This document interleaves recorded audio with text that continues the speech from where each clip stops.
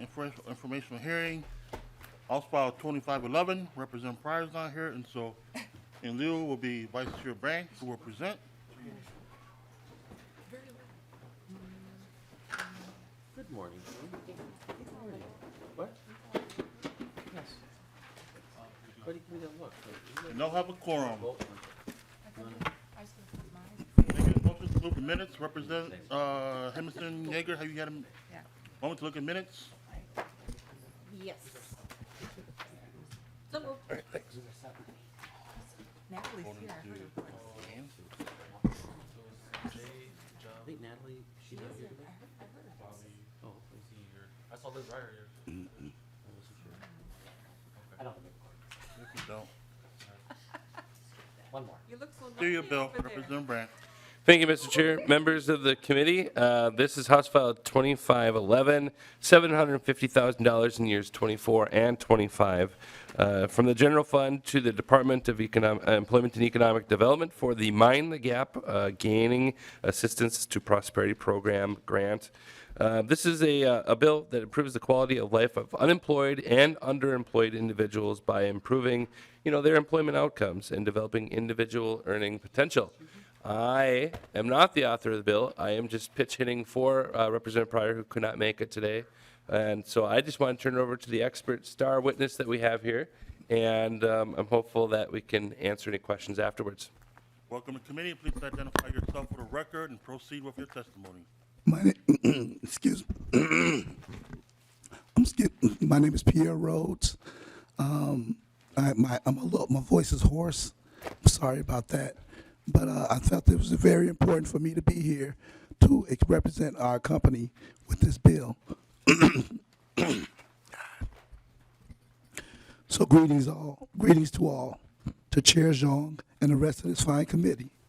My name is Pierre Rhodes. I am the Director of Programs for Mind the Gap, located in western suburb of Minneapolis.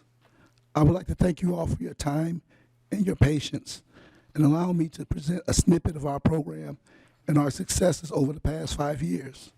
I'm here on behalf of our Executive Director and Founder, Mr. David E. Johnson, who is away on business. Today we are here to discuss Bill H.R. number 2511. A little bit about Mind the Gap. Established in 2017, with the mission of creating pathways for individuals to close the gap to prosperity, Mind the Gap, also known as MTG, is a multifaceted workforce development organization created to improve the equality life of underemployed and underemployed African American Minnesotans by providing employment outcomes and increasing earnings potential.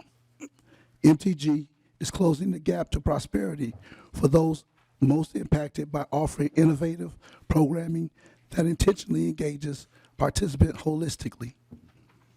Built on the premise that work transforms lives, MTG provides direct access to credentialed Class A commercial driver licenses, CDL training. Centering a culturally specific approach that incorporates historical contexts that are unique to Black lived experiences and providing opportunities to build skill sets to navigate systemic barriers, MTG improves employment outcomes. According to the Minnesota Trucking Association, Minnesota has a 5,285 truck driver deficit, which is the largest it has ever faced. The American Trucking Association estimates that over the next decade nationally, we'll need 1 million truck drivers to replace those who retire and keep up with the projected demand. Over the past 3 years, it has been noted that the trucking and transportation industry has been affected tremendously by the pandemic. Car parts are delayed, home appliances are delayed, parents have to transport their children to school, commodities are sitting at our shores, rising costs on consumer goods. Drivers are also constantly retiring and all are affected by the shortage of CDL drivers.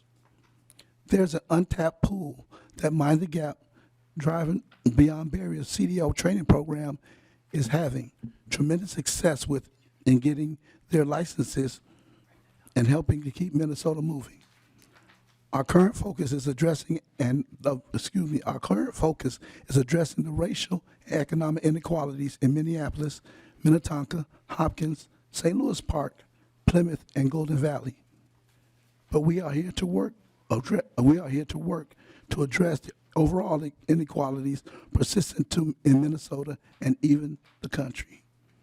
Mind the Gap is committed to creating pathways for individuals to close the gap to prosperity.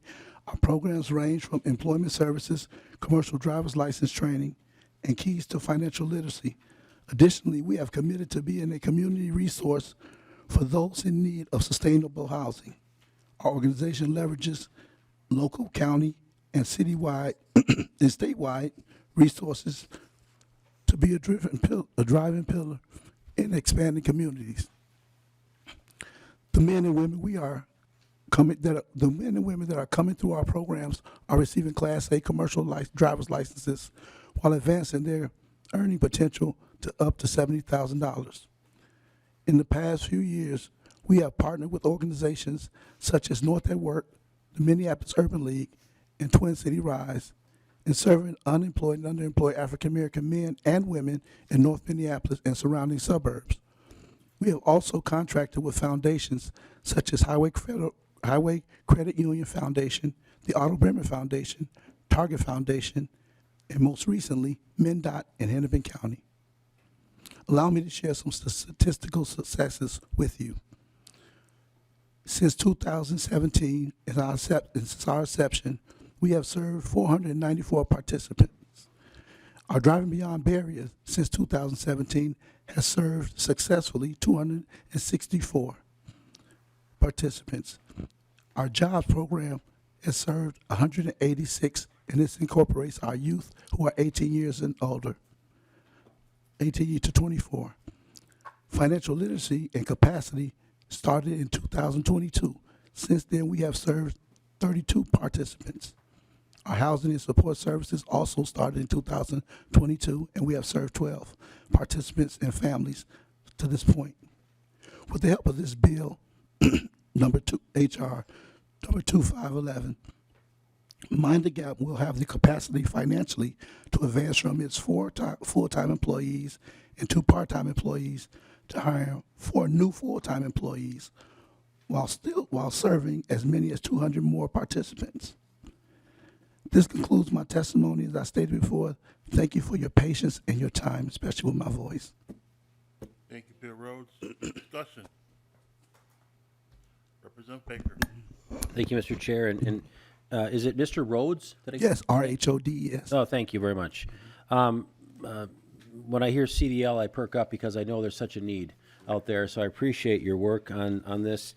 So typically a little bit, 2 questions real quick. Have you received funds from us before, from the state? And also then, how will these funds be used specifically to CDL? Is it truck rentals? Is it ownership? Just give me a little bit more of that in the weeds, if you wouldn't mind. Okay. Mr. Rhodes. So at this point, we have not received funding from this. We've applied for state funding in different venues, even last year. We've had experience working with state funds when I worked for another organization, the YWCA of St. Paul, and working with DEED and also direct appropriations. I've had experience in doing that, and also it also has David Johnson, our CEO. When it comes to our program, we are training. We're contracted with Maley's Trans. So what we'll do is we'll contract with them. We offer not only just the employment services, but we also do the permit training and the NCAP training for the pre-trip inspections.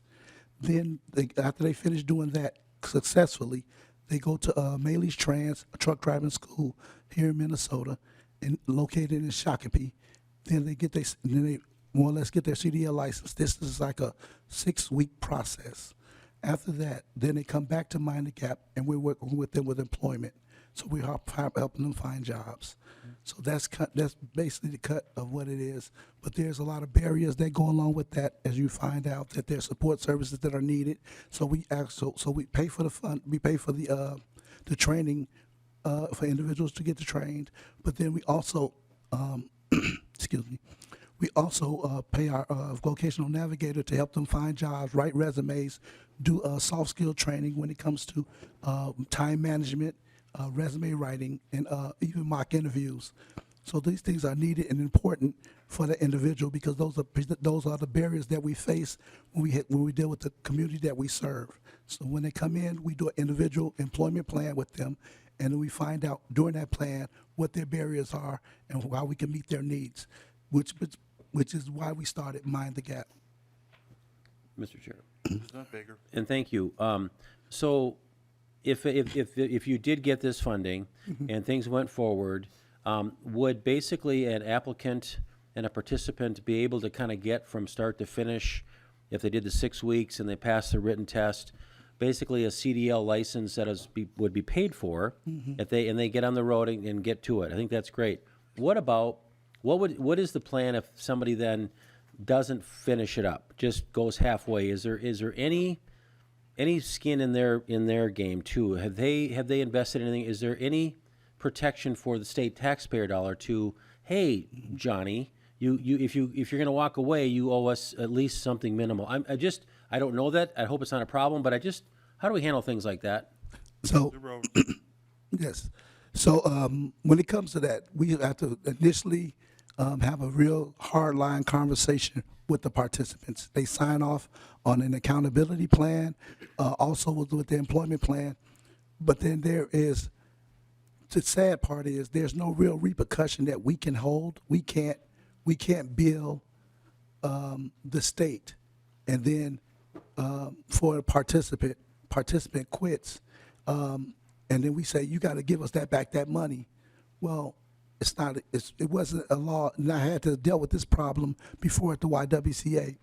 So what I've learned to do is have hardline conversations. We take only the most serious people into our program. They go through our permit training. No school is paid for until they finish that permit training, and then they finish the bumper-to-bumper session, which is 40 hours of written CDL training. Then we worked out a plan with Maley's Trans that we would pay then for the participants. So we have a better success rate doing that than we had before with just giving participants an opportunity and them quitting on us in the middle of things, family situations, other things come up, just quitting because they couldn't pass the test. So we still do offer job training with other employees. We do a lunch and learn so that it just say they have a hard time trying to get a Class A. There's still a Class B license that their Class A permit can allow them to get, and they can get a Class A, Class B job. It's like MnDOT. Also, they can work there. They can also work, excuse me, at Metro Transit, First Transit, and then we also partnered with Waste Management also with these young men who do have problems like that or have barriers that stop them from getting the Class A license that we pay for. Yeah, thank you, Mr. Rhodes. Thank you, Mr. Rhodes. Thank you. Further discussion. Closing remarks. Representative Grant. I just want to thank Mr. Rhodes for being here today to really give the committee the good information about the Mind the Gap program. I just want to close by saying I wish both the Mind the Gap and also Representative Pryor well in advocating for funding for this program. Thank you very much. I will move that House File 2511 be laid over for possible inclusion. Thank you, Mr. Rhodes and Vice Chair Brand. Thank you, guys. Representative Hemmingson Yeager, can I get a motion to approve the minutes from March 22nd? So moved. All those who approve, say aye. Aye. This motion carries. Next bill, House File 2199, Representative Howard.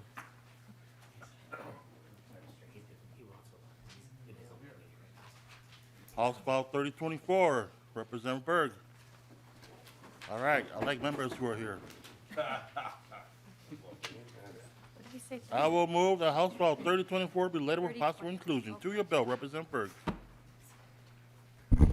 Thank you, Mr. Chair and members of the committee. I'm excited to bring this bill forward again. I authored it last biennium. We didn't get it through, but it is nonetheless an amazing bill. I have 2 sons, and I like to say that they are on their journey. And I'm not paying tuition while they find themselves. And we know that college isn't for everyone. And so this program called Building Strong Communities, which I'll refer to as BSC, is a multi-trade apprenticeship readiness program that has been intentionally designed to connect women, BIPOC community members, and veterans to careers in the building and construction trades. The goal of the BSC program is to provide individuals with an opportunity to start a career in the building and construction trades with the knowledge and skills needed to successfully enter a registered apprenticeship program. BSC is guided by construction industry professionals and is focused on the long-term goal of creating career opportunities for program participants. BSC works in partnership with the industry, a post-secondary institution, community organizations, project owners, end users, and municipalities. BSC works with participants through not only the program, but also through the placement into their chosen trade and throughout the first year in the industry. BSC is a statewide program with programs running in the Twin Cities, Rochester, and Duluth. North Hennepin Community College administers 8 weeks of the mostly virtual classroom training, and the trades provide up to 4 weeks hands-on training to get participants ready for the trade of their choosing.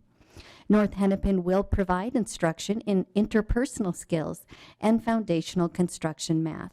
Participants will earn 4 college credits while attending the Apprenticeship Readiness Program. Program graduation coincides with the start of the 2023 construction season, early May 2023. The requirements to participate in this program are as follows. Be at least 18 years old by May 1st, 2022, have earned a high school diploma, GED, or equivalent, be able to pass a drug screen, possess a valid driver's license, and have access to reliable transportation, not to be currently enrolled in construction union or trade training program, and legally eligible to work in the U.S. That completes my introduction. I do have someone here to answer questions. Discussion. Representative Weems. Chair Xiong and Representative Berg, thank you very much. You said the magic word. You said veterans. So what I am curious about in this grant is if there's a specific program or a specific line that you work veterans through, and if so, how many veterans do you have that are in the program or have been in the program?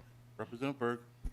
Thank you, Mr. Chair and Representative Weems. I have a soft spot for veterans, so that was one of the most important pieces to me when I accepted this as to be the author. I am going to go ahead and turn it over to Mr. Tom Dicklich with the building trades. I was asking him the same question earlier, and I do want to make sure you get an accurate answer. Welcome to the committee. Please identify yourself for the record and proceed. Thank you, Mr. Chairman. My name is Tom Dicklich. I'm the Executive Director of the Minnesota State Building and Construction Trades Council. I'm also the Board Chair of the Building Strong Communities program. Mr. Chair and Representative, sorry, thank you. So the main focus that we have on women, BIPOC community members, and veterans, how we do it is we do a lot of marketing and we work side by side with Helmets to Hard Hats. Okay, good. In fact, this year, Helmets to Hard Hats is coming under the umbrella of the BSC nonprofit. So we are a total labor management committee nonprofit, and Helmets to Hard Hats, the advantage we have about bringing them underneath our wing is we don't take the administrative costs for them. So the money that the legislature appropriates goes right to them. But we work with Justin H2H, and that's our primary access. And our executive director that we hired last year, this is his first year in the program, he is also a vet. So we really tie into the vet community. We're also trying to expand just not to the veteran community, but to veteran family members. So we're expanding our role we play with the veterans, and this is our attempt at doing that. Representative Weems. Chair Xiong and Mr. Dicklich, Just to follow up on that, thank you on the helmets hard hats, because we had already seen that come through, and it's like, boy, this sounds like somewhat the same thing, and you have a relationship there. I am also curious about what the geographic locations are. Is it just in Minneapolis, St. Paul area, or where else in the state does the program accommodate? Thank you, Mr. Chairman, Representative Weens. Yeah, so this started years ago, and prior to me being here, I've only been around, this is my second session. So this started as just a local, through the Minneapolis Building Trades and specific projects in the metro area, and it's gone over through different names. Last year, we said we want to expand this to statewide, so we started off partnering with Rochester and WDI in Rochester and SOAR in Duluth. The advantage we have is they also have community and technical colleges in those cities. So as we build this out to where we want it to be bigger and bigger and go further across the state, the locations that we have would have those technical colleges in them as well to help administer this program. But right now, our statewide attempt is with the Twin Cities, metro area, Duluth, and Rochester. Representative Weens. And thank you, Chairman Xiong. And just follow up, no questions. That sounds marvelous. I like the idea that you're expanding out to those target zones. And my colleague that's not here today, Pine Technical College, I mean, that's probably another one he would probably ask you about. But thank you very much. Representative Baker. Pass. Representative Zalesnikar. Thank you, Chair, and thank you, Representative, for bringing this bill. This is near and dear to my heart. I want the trades in the high schools and the apprenticeship programs, and to have pathways for our youth. And 3 women in my life are in the construction trades, and it is a pathway for many. And so I love to see that you're serving such various groups of people that can benefit from this. And my question is, you serve they're 18 years old, and also high school GED. Have you had any thoughts on bridging that gap to the high schools in Duluth, the greater Duluth area, and when you're talking about Rochester? Because one of the things that I think is really critical is getting the high school students where they have work release experience, like happened in the 80s. That's what I want to see come back, and I've been trying to get conversations. So I'd really ask that you look at that, because when they're 18 and they leave high school, they're already out of a system of having contacts. And so I'd really like to see credit for experience for the with the trades in relationships for the high school students, like you have for college in the classroom, for the 4-year track, an absolute mirror image. And so anything I can do to help support that, I'm all in, because I think it's critical, whether it's the health occupations line, trades, chef, restaurant type things. We have to get them engaged much earlier in really middle school, and then get them tracked out in high school. So having those credit for experiences and love for the unions and the trades to be working together with the businesses and the school districts before they're 18.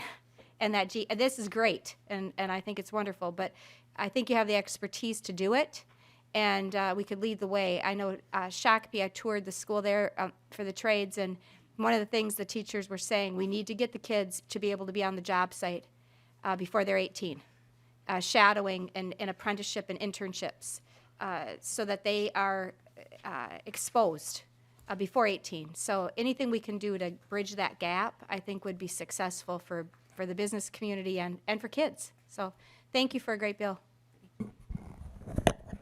Representative Berg. Thank you, Mr. Chair, and thank you, Representative. I'm sorry, I don't want to butcher your name. So yes, right, I love that. And at Burnsville High School, we have an amazing Pathways program. We've got rooms that look like an actual hospital room. And there is a little bit of construction there, very safe. They put together a modular house, that sort of thing. And there are lots of schools that have the Pathway program, and we heard a bill in labor that was exactly that through the 49ers. And that's great. Love it. But what I think is special about this bill is it's very targeted. Like, those things are happening. We like that. Let's expand them. But this is specifically targeting women folks that are in the communities of color, low-income communities, they often go together, and then our veterans. And so while we absolutely believe in the Pathways program and we want to go into the schools and get kiddos interested, absolutely, this bill is a little bit more targeted to a specific group that oftentimes struggle to find a career, struggle to find opportunities. And so that's kind of who we wanted to reach. And they do quite a bit of outreach at frankly, a pretty great cost in order to do that. I don't know if that helps, but that's kind of who we're targeting and the reasons that we are. Representative Zoestigar. Thank you, Chair, and thank you, Representative. That answers my questions, and it's exciting. I think they're very important groups to be exposing to the trades, and I think it should be very successful and continue on a great track. So thank you. Further discussion? Seeing none. Closing remarks. Representative Berg. Thank you so much, Mr. Chair. And I love it when I come in committee and we have great and thoughtful discussions. The questions were incredible. It's been my honor to answer them and to carry this bill. I would just ask for your support because we really are offering a life-changing opportunity for the people that we care about. Thank you, Mr. Chair. Renew my motion on House File 2248 be laid over for House File 3024 be laid over for possible inclusion. Thank you, Representative Berg, and thank you, Mr. Dickledge. Next is House File 2248, Representative Baker.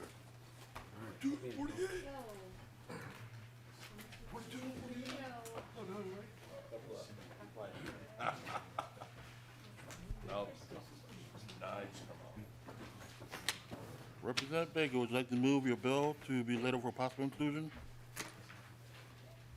Yes, Mr. Chair and members. House File 2248.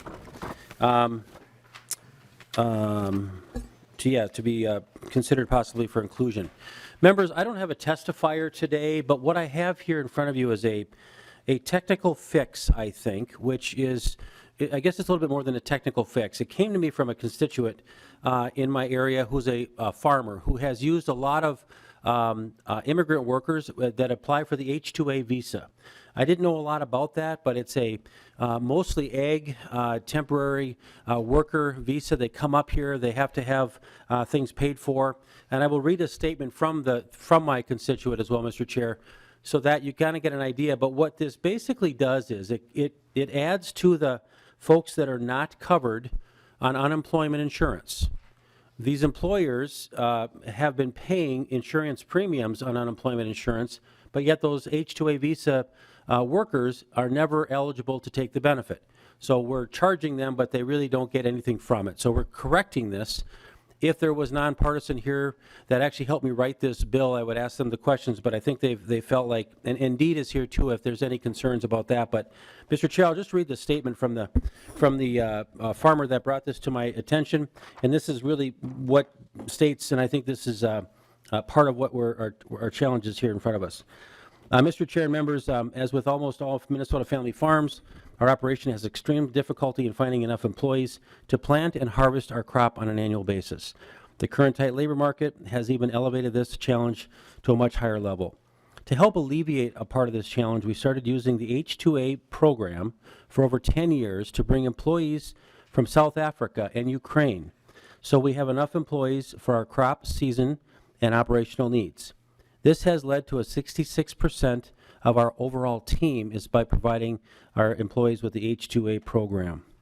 As part of that program, we're required to pay their round-trip travel to our farm, all living accommodations, including utilities, that we provide daily transportation to and from the work site, and agency fees that help us with the H-2A regulations. All these costs are in addition to the market hourly wage that they are paid to each employee. We wish we didn't have all those added costs, but we also know there's not a whole lot of other options right now in today's environment. Without the Minnesota unemployment costs, these and other costs, it adds another $2.60 minimum per hour employee cost. So currently, this farmer, they pay the Minnesota state unemployment taxes on these H-2A wages, even though none of these employees can ever file or receive unemployment claims. In our 10 years of employing H-2A workers, not one employee has ever filed for an unemployment claim. If an employee is laid off, they need to find immediate employment elsewhere with a qualified farmer, or they need to go back to their country of origin or citizenship under those H-2A regulations. Again, the employer is required by law to provide and pay for a minimum of 40 hours a week for each one of these employees. If an employee remains employed during that season, in the entire crop season, they can only work with us until their H-2A visa expires, which always is November 30th of each year. These employees are working until the day they leave for the airport and cannot collect unemployment benefits like other U.S. employees.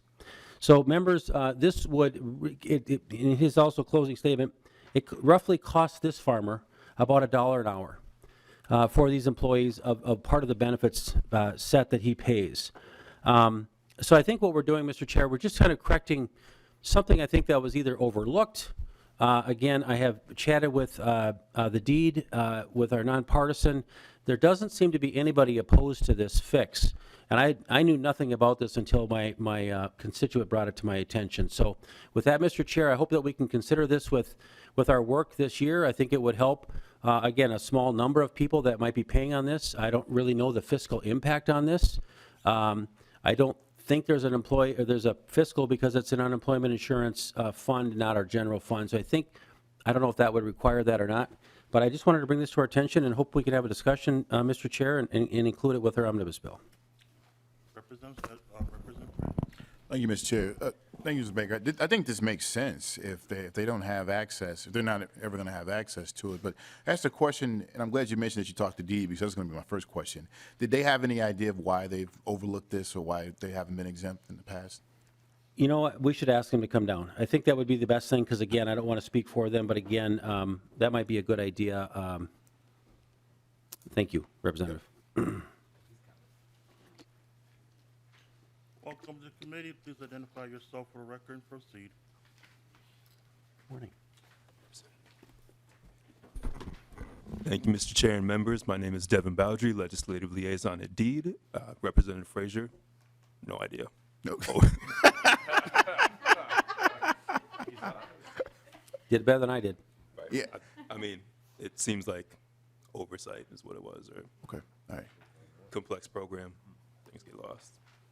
Thank you. Frazier? And to that, Representative Frazier, when I went to the nonpartisan staff to try to fix this, they said right up front, you know, this is kind of complicated. There's some federal issues in here. It wasn't like a super easy fix. They actually had to work on it for a while and get the language right. And again, I've shared the language with the farmer and his accountant to make sure that he will, in fact, be relieved of this going forward. And again, I don't think anybody had any issues. It's almost like it was an aha moment, like, I wonder why we didn't catch that sooner. So I think that's all I can really tell folks. Representative Reyer. Thank you, Mr. Chair. And Representative Baker, I agree, it seems really logical. Has it been discussed at the UI Advisory Council? Representative Baker. To Mr. Chair, to my knowledge, it has not been. I think that I'm hoping that they're kind of watching anything that touches UI. I've heard nothing back from the advisory group and the members that sit on that. So if there has been a problem, I haven't heard of anything at this point, Representative. Representative Reyer. Further discussion. One. Representative Frazier. Thank you, Mr. Chair. And Representative Baker, this I think is the last one. Do we know how many folks are going to be impacted? Like, I know you've got this is your constituent, right? It is. You've got your constituent, but do we know like how broadly this is going to like benefit folks or help folks? Representative Baker. Like Deed, I have no idea. I really, and I don't have that information. I wish I did, but I don't. Mr. Bowdry. Thank you, Mr. Chair. Representative Frazier, I would reiterate too, I don't think the agency really has a good way of estimating that either. So. Okay. Representative Frazier. Yeah, thank you. I mean, I would like to know, because I think I'd like to know how many folks Yeah. we're helping. And will we be able to do that by just taking a look at how many visas are out there in that particular category? And would that be able to track that way? Mr. Bowdry. Mr. Chair, Representative Frazier, I can definitely check with staff on that. Thank you. Further discussion. Representative Zalesnikar. Thank you, Chair, and thank you, Rep. Baker. Sounds to me like it's an oversight, and I was just going to ask the same thing as Rep. Frazier. How many farmers is this happening for this specific visa? And it made me, I don't know if this is similar to the hotel, different resorts, different people that have various types of visas, the parameters. But I think these issues of being able to have employees and have flexible options and then, make it streamlined in the way it was intended. Sounds to me like it's an oversight, but I think it would be helpful if you could get us information on that, just so we have a broad understanding of it. But I think if we can fix this, it sounds like it would help solve a problem in a real tight workforce market. So thank you. Further discussion. Seeing none, closing remarks. Representative Baker. And thank you, members, for the good questioning. There is already kind of this list of uncovered workers that are not eligible for unemployment. But I think the questions that we're asking is very good. I am committed to working with DEED and getting this information back to this committee, Mr. Chair, about how will it affect other folks, either with the H-2A, is there other temporary visas that we've maybe missed? But we will certainly bring that back to the committee before too long. So I'll look forward to working with my friends at DEED. And Mr. Chair, I renew my motion to include this in a omnibus bill, in a future bill. All right, next file. Bill, House File 1824. Representative Baker, would you like to make a motion to your bill? Mr. Chair and members, again, I'd like to move House File 1824 to be possibly included in a later bill.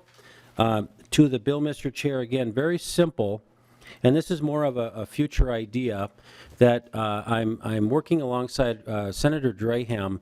He's been having this idea for the last few years, and what it basically does is it's a very simple change to us looking at the county labor force participation rates. If you'll notice on the bill 1.14, it's basically saying that in years when we are listening to all these bills that we have heard, what we aren't asking is what is the workforce participation rate in that area? So what we should be focused on is getting the help to the areas that have either a lower or higher workforce participation rate based on what we find the needs are for the state. And this is just, I think, a piece of information we can include for future discussions, whether it's committees like this. Maybe it's a question we as members can start asking to folks till we know what is their the workforce participation rate. We hear the unemployment is very, very low, but we also have a lot of folks that either can't work, but what is the participation rate? So that's what I'm trying to get down to with my colleague in the Senate. So again, Mr. Chair and members, I don't have a testifier. I think it's just good. It's good policy that we include as much information as we can for future discussions to make sure that we are focusing our dollars. And I think in the future, they're going to be leaner. It's going to not be as much as we're dealing with today. So I hope that when we do that, we're able to kind of laser in a little bit better on areas that actually need more support than other areas. So, Mr. Chair, that's really my presentation. Discussion. Representative Weems.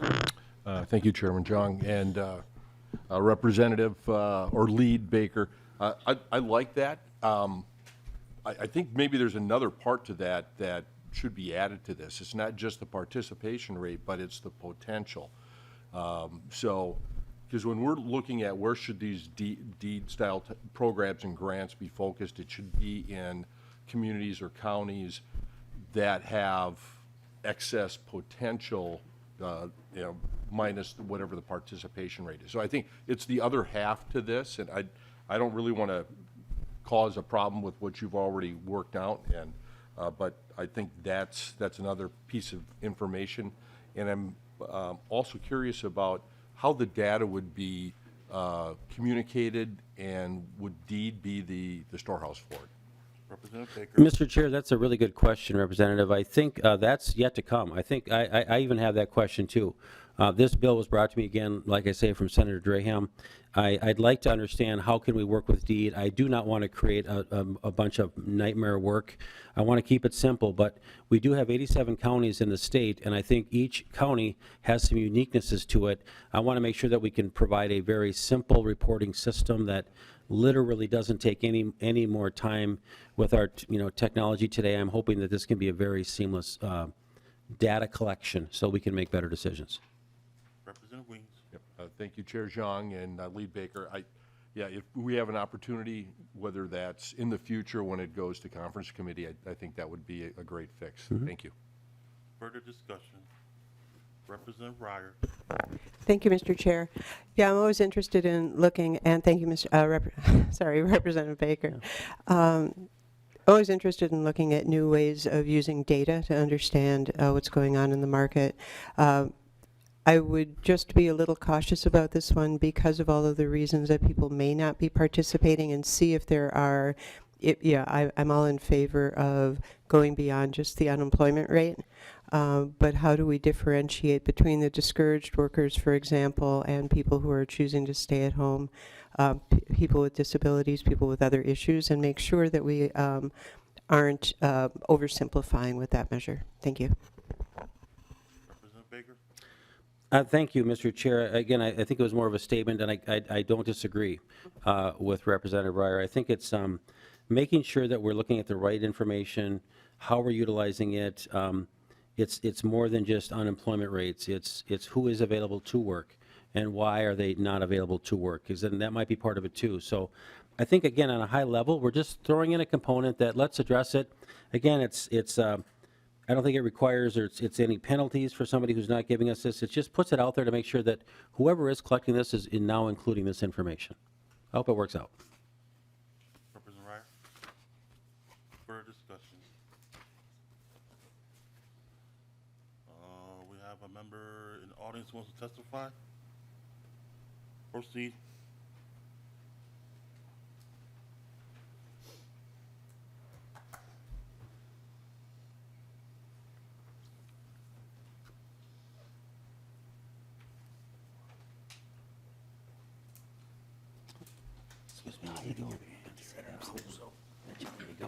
Welcome to the committee. Please identify yourself for the record. Hi, Proceed my with name- your testimony. Hi, my name is Mark Hughes, and I've been a face in this house for a while. And I've had the good fortune to be unemployed for a number of years. Now, there are options. As you just spoke, you said you can choose to not work, and that's your prerogative. However, when Congressman Jim Ramstad was in office a long time ago, he started the Ticket to Work program, whereby a person could keep their benefits as they have them set up and still earn their wage. And I want to, maybe you knew that, maybe you didn't, I want to be sure that that's thrown out there, because you do have an option to work or not to work, or to work or not to work. And I have never expressed my opinion on it, but it's part of the social society of the disabled person. Now, the disabled unemployment is between 78 and 80% in good times even. So there probably are more people that don't work than do. But that's why the Ticket to Work program was set up, so that you could have the option to do it. And it was Congressman Ramstad that set that up, and it's still around today. So, thank you, and that's about all I have to say. Thanks, Mark. Thank you. That helped. Thank you, Mr. Hughes. Further discussion. Closing remarks. Representative Baker. Mr. Chair and members, thank you very much for the discussion. Again, I move House File 1824 for possible inclusion. Next, House File 2407, Representative Reyer.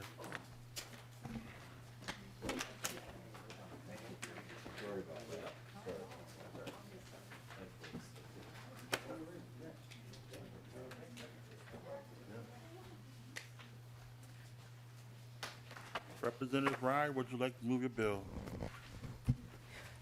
Thank you, Mr. Chair. Yes, I would like to move House File 2407. Move your bill. Chair Xiong, members of the committee, I'm here today to present House File 2407, which provides funding to the Carts to Careers initiative. As we've heard over and over in this committee, workforce shortages are an ongoing problem for nearly every industry in the state, and the retail food industry is no exception. Employers are desperate for employees and are looking for innovative ways to recruit and retain them. The Carts to Careers program is an example of one of these innovations. As a global leader, the retail food industry is a major component of our state's economic success, viability, and stability. The food chain runs deep in Minnesota with food manufacturers, distributors, and retailers providing 1 out of 20 jobs. The industry is known for providing first-time jobs. These jobs are imperative to building the foundation for our next generation's future. What sometimes gets overlooked is the satisfying lifetime careers that the entire food chain, from farm to fork, provides. However, with the current and projected workforce shortages, it's critically important that we back our Main Street businesses by supporting educational opportunities to establish growth and success for the next generation of food industry leaders. House File 2407 provides funding for the Carts to Careers program, which is a statewide initiative to promote careers with the retail food industry. It is a $100,000 per year appropriation out of the Workforce Development Fund to the Minnesota Grocers Association Foundation. As you'll hear from the testifier, this is an exciting program and provides a good investment for our state. And I'd like now to introduce Jamie Poole, the president of the Minnesota Grocers Association Foundation. Welcome to committee. Please identify yourself for the record and proceed. Thank you, Chair Xiong, members of the committee. Good afternoon. Thank you for the opportunity to speak on House File 2407. I am Jamie Poole, president of the Minnesota Grocers Association. First, I want to thank Representative Reyer for her support of the Carts to Careers program. I'm here to speak on behalf of our sister organization, the Minnesota Grocers Association Foundation. Our foundation was established in 1992 to offer tuition grants, scholarships, community efforts, and initiatives. Minnesota has a unique culture of hundreds of grocer and convenience stores, many of whom are independent, multi-generational, and locally owned. We are their state trade association. We have over 300 members with 1,300 locations statewide, as well as food producers, manufacturers, brokers, and wholesalers. Our companies employ both union and non-union workers. Our industry from farm to fork is incredibly labor intensive. We provide, as Representative Reyer said, 1 out of every 20 jobs in this great state. But these are not just jobs. We offer opportunities for successful lifetime careers with competitive pay, a wide range of benefits to meet our very diverse workforce. It seems just about everyone has worked in a grocery or convenience store, and their memories are always fond. Our Carts to Careers is a multi-pronged approach to expand the industry's workforce. Our objective is to provide a path for employees to gain the skills necessary to advance to high-level and engaging careers. This is an exciting program that has the potential to build on our existing workforce for stable and steady careers. This kicked off in 2019 with funding from DEED through an appropriation. Our first initiative works in partnership with the Alexandria Technical Community College. They offer an industry-based online educational platform to springboard learners to the next level. The program is called the Retail Management Certificate Program. It provides students the value of learning from each other in a very collaborative environment. It's a nationally recognized program that develops, builds, prepares, and strengthens participants' skill set. It's an 8-course, 2-year program, and the credits can be transferred to a 4-year degree, which is not always common in a certificate. The program has shown participants what they're capable of achieving while building a genuine sense of pride in their career choice. We have 19 graduates, 50 students currently enrolled, and a cohort of 15 more students starting in the spring. They have unique industry experience with a variety of backgrounds, and they're from all across the state. We're very pleased to report that even during the pandemic, these students are excelling. We're currently working on 2 additional programs to answer labor shortages throughout the supply chain. The first is a transportation and driving program that is designed for warehouse workers looking to advance their position. It provides students with the training they need to become transportation drivers, including getting their CDL, commercial driver's license, safety, and training. We also are working with Ridgewater College in Wilmer to establish a meat cutter training program. This is an online cohort with practical in-store experience. The Department of Agriculture is providing the grants to Ridgeway to start the much-needed meat cutter program, and we're excited to be able to execute the support for the students that want to enroll through our Carts to Careers. I also want to note that all of the programs require matching support from their employer or a supporting company. This is another way to foster ensured success for that student. Just to be respectful to the committee's time, I'm the testifier for today, but I do have two quotes, one from a student and one from the student supervisor, just to give you a framework of how they feel. So this is from a young woman who works in the St. Cloud area, and this is her quote. "Through the program's 2 years, I learned and grew through the many different courses and experience I wouldn't have had without this program. This program is beneficial to people working retail who have not had the opportunity to further their education, but have had a lot of passion and want to develop their skills to become future leaders in the grocery industry. Before participating in the program, I had many skills and a lot of knowledge in the retail business based on my 17 years of service. However, I never had the technical tools to help me feel confident in my role or encourage me to grow. Since graduating with my retail management certificate, I was fortunate enough to find my new passion within the human resources team. This program has helped me find my way and guided me to where I belong in the retail food industry." And this is from a supervisor. "For us to thrive, employee and leadership development is absolutely critical. Our company has used the Carts to Careers program to help recruit and retain team members, several of whom have advanced into leadership roles. They learn practical skills and leadership, both of which help prepare them to lead teams of people and achieve results. Casey, the young lady, is a great example. She completed the program recently and is moving into a facilitator role at our corporate headquarters. That's going to impact employees all across the company. The whole point is that this doesn't just benefit the person taking the course. As a state, we understand the importance of having viable brick and mortar grocery stores and a robust supply chain. This takes a strong workforce, and we're proud of the incredible opportunities from farm to fork our industry provides. I want to thank all of you for your time today and considering the Carts to Careers program. I'm happy to stand for questions. Thank you, Representative Baker. Mr. Chair and Ms. Poole, thank you so much for this.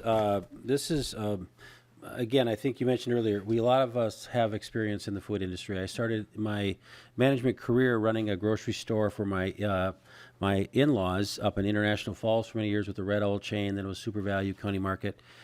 There is so much to learn in this industry, and I think one of the problems with your bill, Representative Reyer, it's not big enough. And I say that only because I'm a Republican. Everybody knows I'm a Republican. I said that. But also, what's unique about this is there's a grocery store. They're all over the state of Minnesota, and when we lose one, whether it's in an urban market or greater Minnesota, those are devastating to these communities. And if we can start growing our own in a way, there's so many opportunities in a grocery store, from meat cutting, from produce, from just the soft skills of checking people out, answering phones. It's the greatest first job in many ways. And there's such advancement levels. And I think that, again, as a big supporter of the Minnesota grocers, I know that this can go a long ways. I'm proud of the Ridgewater program that they just got going. It's getting a lot of press in our area because it's a dying breed, and we need more meat cutters. So I think this is a really terrific workforce program project that we can do statewide. I really do support this, Mr. Chair, as we kind of work to our final bill. So thank you for bringing it forward. Thank you. Representative Weems. Chair Xiong, Representative Reyer, and Ms. Fuel. Just one question. Lead Baker kind of really covered the whole thing, and we're going to check his credentials here. He wants to double everything. But what I'm curious about is not only that you talked about your mission and what you're currently doing with the Alexandria technical skill set there, and you're going to expand it to the meat cutters as well as transportation. Is the appropriation that is in this bill, is it go to the expansion or the current operation, or sort of a hybrid of both those? And how many applicants, how many students would be involved in that? Chair Xiong? Ms. Pugh. So it will go to a continuation of the programs. Our current appropriation is being used to build those out, and it will just continue that. All three of the programs that we're offering cost about $5,000, $5,500, and so it's about $2,600, $3,000 per student, because we do ask for that 50% support, that commitment from the business that's either sponsoring them or going to obviously be their employee. So, and to date, we've not had to turn anyone away for the program, so all the folks that have been applying have been through. I will say we've had a little bit of a slow start in that COVID, as we were peaking, COVID came and it just kind of put some challenges into the workforce and being able to build out. So this is just an extenuation of that. Representative Weems. Chair Xiong, and just one follow-up. Once they complete the certification or whatever process they're going through, is there some sort of agreement, will they have sweat equity, or they're deployed to one of the grocers or one of your partners for a couple of year placement? I'm just kind of curious how the fulfilling part of the workforce is completed. Ms. Cool. Chair Xiong. Representative Weems, so they are being supported and sponsored with an employer currently, so they'll go back and move through that employer. As with the meat cutter, they might not have been married in the beginning, but through the online program, there will be that support and sponsorship, because half of their work will have to be done within that, within the grocery store. And I will tell you, they're not going to let those folks go, so they'll stay put. Representative Weems. Yeah, thank you, Chair Xiong. Thank you, Representative Reyer and Ms. Fuel. Sounds like a great program. Thank you. Representative Zalesnikar. Thank you, Chair Xiong, and thank you, Representative Reyer, for this bill. I still remember working at Rainbow Foods and going to training for a week, and Granny Smith apples are $2.52. So the programs work. That's before the scanners. So, but I think these programs like this are just fabulous. I agree with Rep. Baker that it needs to be more expansive across greater Minnesota and the whole state, really, because the neighborhood grocery stores and are critical. I mean, this whole, there's so many opportunities.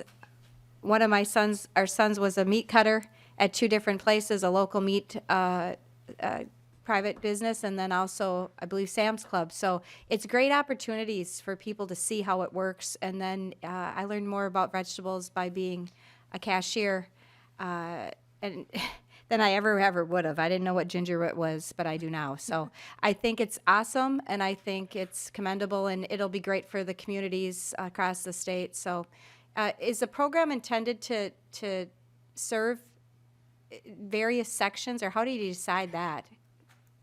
Chair Xiong, anyone is eligible, and because they are online programs, and then the back end of that is training within the store. So the Alexandria Technical College, though they're the college that we're using, and again, we're also very proud that it's circular, that we're able to keep that within a college in the state. But it's online, so that's the beauty of it, is that it is a very collaborative. When those students are in the cohort, they're learning from others that are in the sector across the state. So we have students right now from all corners. So, thank you, Chair, and thank you very much. I have no further questions. I think it's a great bill. Thank you, Rep. Reyer. See, Representative Frieder, no? Seeing none, closing remarks, Representative Reyer. Thank you, Mr. Chair. Thank you for your support. To me, the thing that attracted me about this bill is that it really does meet employees where they are. So, you're coming in, and I had a very short and shall we say unsuccessful career in retail, working in a local bakery where it proved that I was not very good at twist ties, and they had to let me go. I think I was 14. But for you, it's the type of thing where people from all communities, all parts of the state can find a path forward and find a way to a satisfying career. And I appreciate your support. Representative Wright, would you like to renew your motion to lay over House File 2407 for possible inclusion? Thank you. All right, next is House File 1371.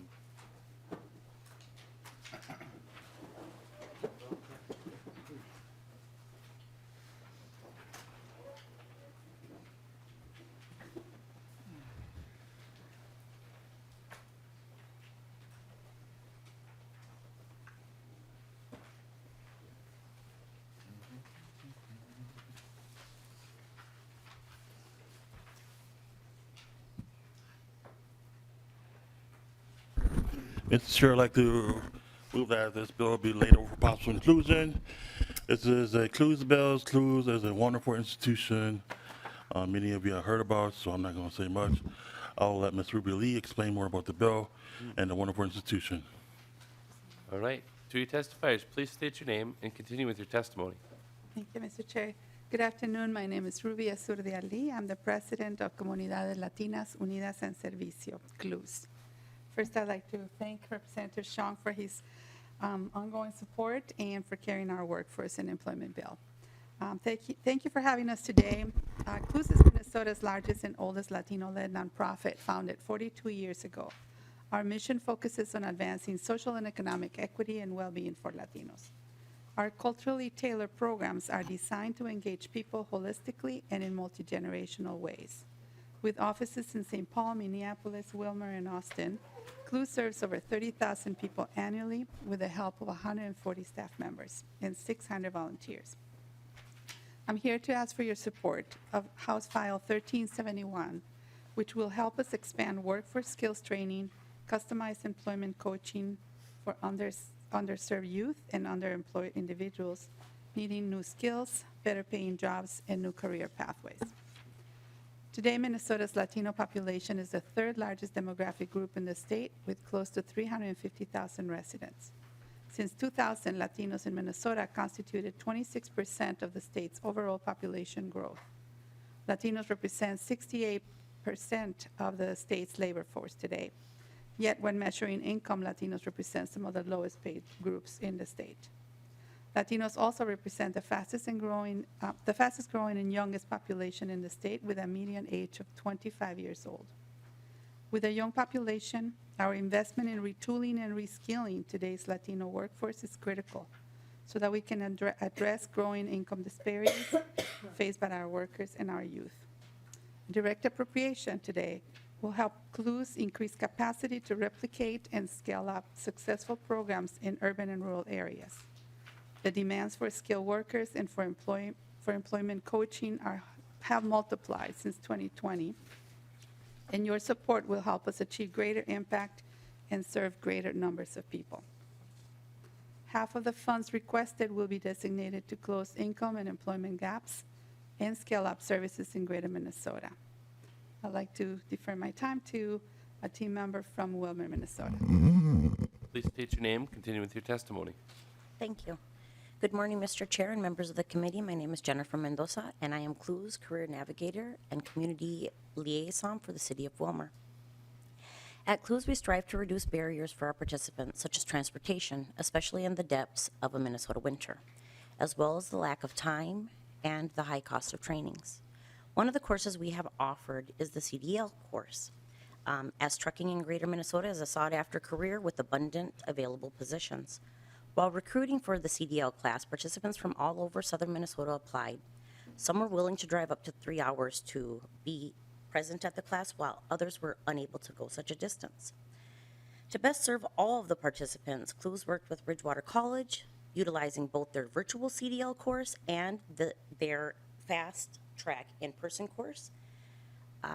With the in-person course, my participants were actually driving semis by day 4.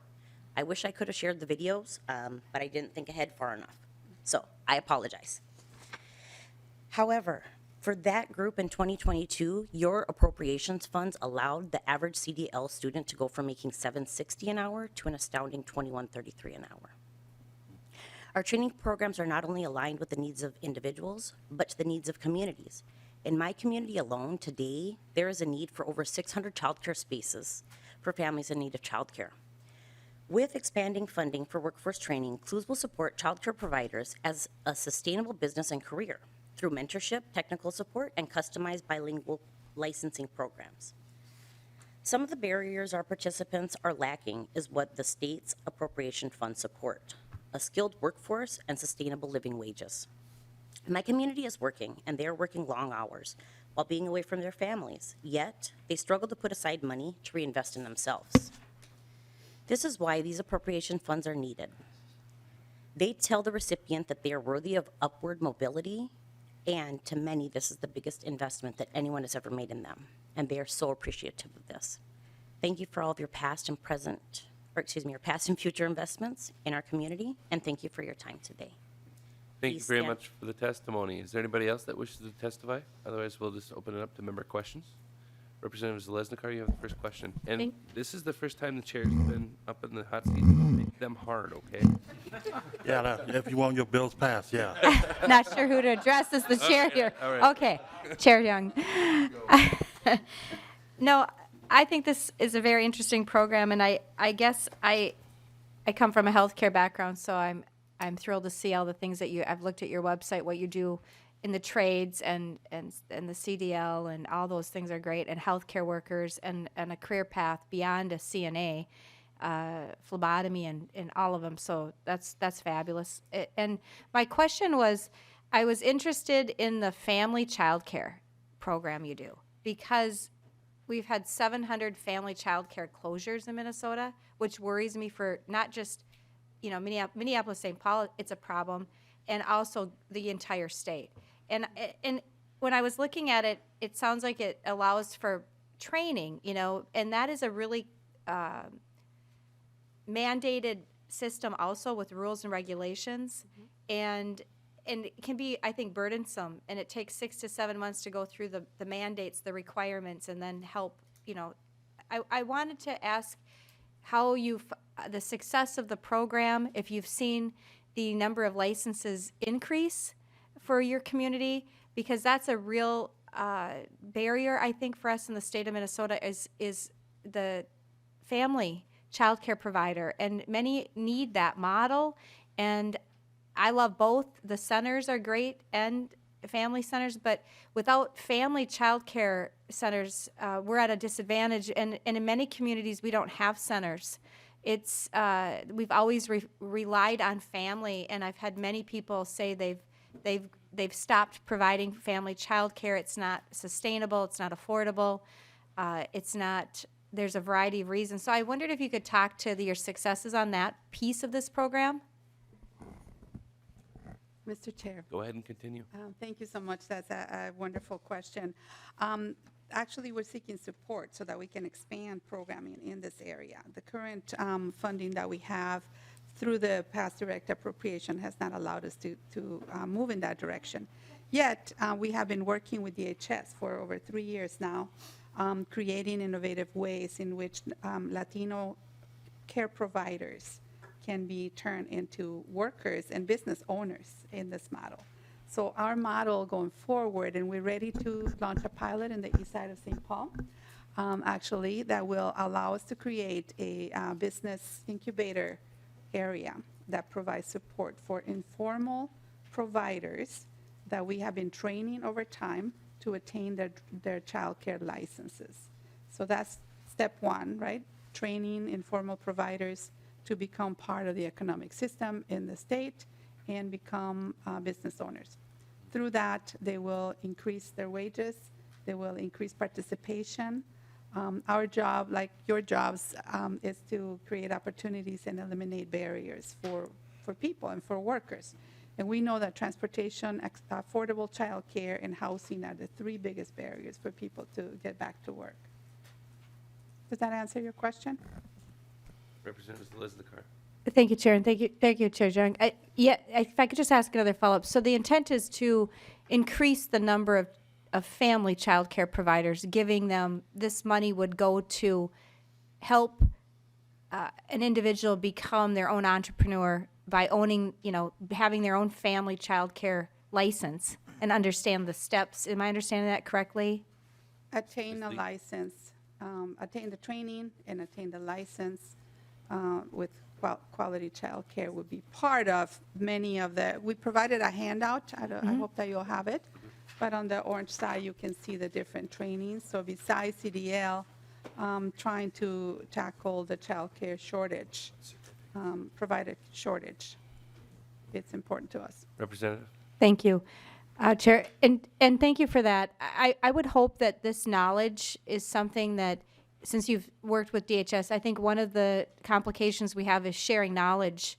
And so the child care mandates are as complicated as the nursing home and assisted living regulations. I've read them, and they're like this. So I can't imagine a family trying to figure out how to get licensed and do it. So I would hope that in this, if you're going to have seed money for the child care training in this 6 to 7 month curriculum, that we could have a report back to the committee on what you learned, that we could use these best practices across the state, because this is a barrier for, I'm hearing about this barrier statewide. And so the information that you're learning with DHS as assistance, I think is going to be valuable statewide. Is it working? Are the counts the right thing? Do we have it right? Some of this language is old, some of it's been revised, but is the language going to work for a home child care family provider? What needs to be changed? And so I think that will be helpful for the Workforce Committee on a statewide initiative beyond this. And I think it's a wonderful piece, and you're going about it in a different way to help people understand how to put the pieces in place so they can stay licensed and become an entrepreneur, and in one capacity in the child care component, which is so critical for the communities to have it and feel that sense of trust. They know the people, and some people love the child care model from a family perspective. So thank you for the various levels you do, and I don't have any further questions. Representative Baker? Thank you, Mr. Chair. And again, Ms. Lee, it's good to see you again. Great organization. Jennifer, thank you for being here from the amazing city of Wilmer, Minnesota. And the Clues footprint has only grown in Wilmer. I think they somewhat started in the Wilmer area kind of when I started here. It was shortly after I arrived here. I think I carried one of my first bills was with Clues, and I got to know them quite well. I think it was the incredible charm of the representative that maybe kind of pulled you out there to maybe open up a spot. I'm kidding. But but since then, you have actually really grown, and I hear so many great things about Clues because of Jennifer and your work locally here. The CDL program especially, I hear things about that a lot. Our employers are so grateful you're there. We need to find better ways of partnering with our local employers. I think that we can expand that. I think we always have to remember leveraging our dollars here in Minnesota is always got to be tapped into with our private sector as well. They are living it every day. They've hopefully got the resources, but they need to find more resources to help us get more people out there. So again, great job, great organization. I'm extremely proud of them, and again, I appreciate you continuing to grow in other areas around the state where it makes sense for this community. So thank you very much. See no other questions or comments? Chair Xiong, you have the final word. Great organization, and I hope we'll consider going through the final omnibus bill, and I will renew my motion that the bill be laid over for possible inclusion. Okay, and it will be laid over. Last up on the list is House File 2199. Chair Howard, welcome to the committee. I will move that House File 2199 be considered and laid over for possible inclusion in the Workforce Development Omnibus Bill. Chair Howard, to your bill. Thank you, Chair Brand, members of the committee. I appreciate the opportunity to be here this morning with all of you to present a really important bill for a really incredible organization doing work that literally no one in this state can match. And I'm presenting House File 2199, which would provide resources to MICC. And what I would say about this is as we continuously work to address our workforce shortages we know that are critical, we cannot leave behind Minnesotans with disabilities, with learning differences. And with the right support, individuals with disabilities can gain the skills needed to be incredibly great members of our community with incredibly great participation in our workforce. And MICC, through their programming, has an amazing track record. I'm sure my testifier can share some statistics about the amazing track record they have in terms of their participants graduating and becoming workers in and around our community. Folks all across the state attend MICC because of its leadership in this area. And what I'd add is I know members that have been here have probably heard students from MICC testify before. For newer members, you might not be as familiar. We have some students here. These are just incredible, incredible young people who have the opportunity at MICC to have a place where they can learn and grow and find themselves and find a path forward for a successful life. And I've just been so impressed and honored to work with these students and to learn from these students, and so impressed with what MICC means for not just my community but our entire state. And with that, I'll turn it over to my testifiers. Welcome to the committee. Please identify yourself for the record and proceed with your testimony. Thank you, Chair. My name is Amy Goodmestead, and I am the Executive Director at Minnesota Independence College and Community. Thank you for your time, Chair and committee members. I am speaking in favor of House File 2199. MICC provides post-secondary college program and after-graduation services to young adults with autism and learning differences. With the autism diagnosis on the rise, this is a critical time to expand our program to serve more individuals who need our services. This bill would support the work that we are doing with our participants who are in the workforce post-graduation, as well as allow us to expand our career services to assist more Minnesotans with disabilities. At MICC, we provide the opportunity for autistic adults to completely transform their lives by gaining the skills they need to live independently, secure, and maintain meaningful employment, and be a part of a community where they feel accepted and appreciated. We are proud of our participants' success, which far exceeds national statistics. Across the U.S., less than a half of high school graduates with autism have held any kind of paid employment within 4 years of graduation. We know that MICC works. Our current employment rate is 98%. At MICC, we strive to change the perspective and the current state of employing people with disabilities. MICC's career program emphasizes integrated competitive work. Our career certificates that are endorsed by Century College include retail training, hospitality training, culinary, and health services. We deliver these courses, provide hands-on curriculum, practicum sites, and we provide supports to ensure our participants are prepared and employable in their chosen industry. At MICC, we monitor Minnesota's workforce needs and are committed to providing training and opportunities to our participants for those high-need job areas. We are proud of our employer relationships we maintain and who is hiring our participants. You can find them at over 50 local employers such as Delta, Walgreens, Presbyterian Homes, Best Buy, Speedway, the Guthrie, YMCA, and more. In fact, I have two of our graduates who did not have to work today with us. Nori, who is working at Pizza Luce, and Marit, who works for the Edina Public Schools, are here observing committee today. We are proud. We would like to expand our services and career certificate program to autistic adults who are not currently being served by MICC, but who are seeking employment and who want to enroll in our career certificate program. Expanding our career services will enable our more autistic adults to gain meaningful employment, receive job retention support, such as training in the new job, problem solving, job advancement, transportation training to the job site, and continuing education courses. As I close, it is important to note that MICC provides a strong financial return on investment back to the state of Minnesota. Wilder research found that for every $1 invested in the state from the state to MICC, there is a $38 return. We need to utilize all capable Minnesotans to address our workforce shortage, and individuals with disabilities can make fantastic employees when provided the right services. Thank you for your time. Thank you. Further discussion. Representative Weems. Thank you, Chair Xiong. Thank you, Representative Howard, and thank you, Ms. Gumestead.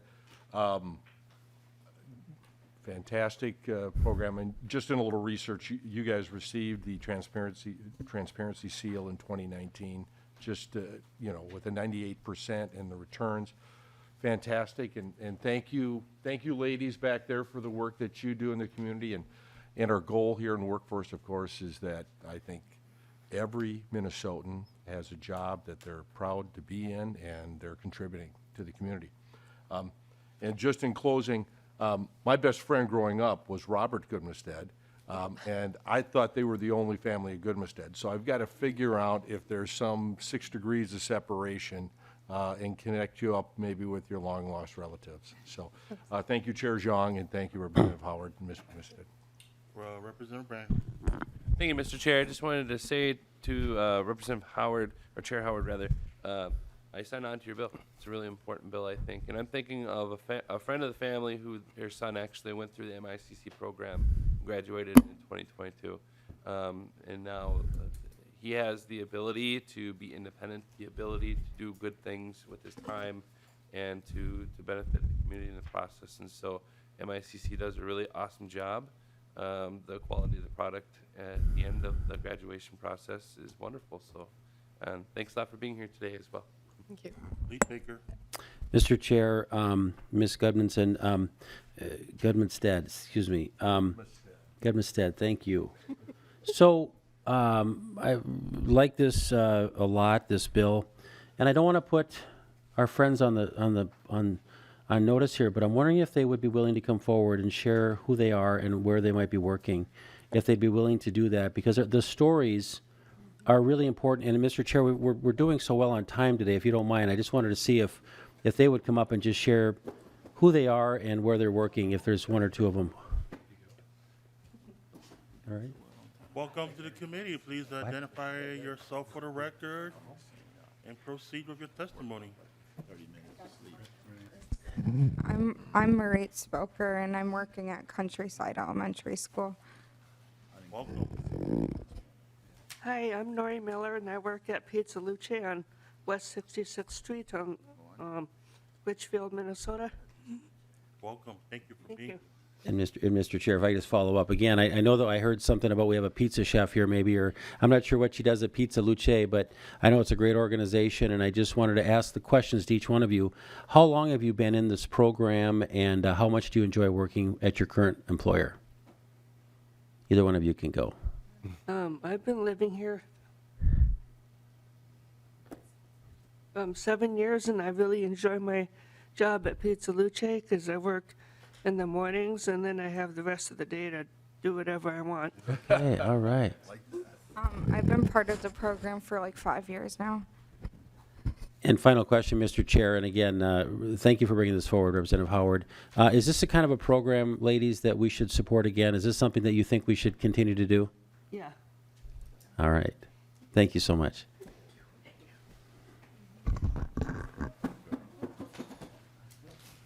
Further discussion?